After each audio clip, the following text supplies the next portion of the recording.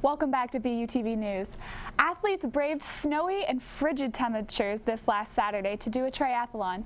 Fortunately, the event was indoor at Markin. John McDermott has the full story. From around Bradley's campus and the surrounding Peoria area came to Markin last Saturday to participate in the 6th annual indoor triathlon. The event was sponsored by Bradley's Triathlon Club. The president, Alex Alvarez, gave us more background information. Right now it's like 20 degrees outside, so this race actually provides a lot of local racers and collegiate racers an opportunity to keep training and do a race during the winter when otherwise they wouldn't be able to.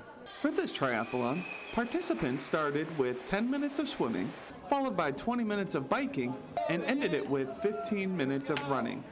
The winner and runner-ups in each age category were determined by the combined score from all 3 events. Over the last couple of years, participation in the indoor triathlon has been steadily increasing. The sport of triathlon has been like a growing sport, so every single year there's more and more people that are getting into triathlons. And then in Peoria itself, the community has been growing. Because 60% of the racers were actually age groupers, so people from the community. So I think that's why it's been growing so much. For the past 3 years, it's been growing significantly. Last year we had 71 racers, and this year we had 100 plus.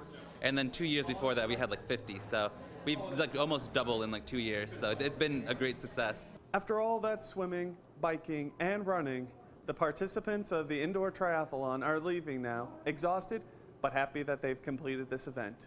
For BUTV News, I'm John McDermott.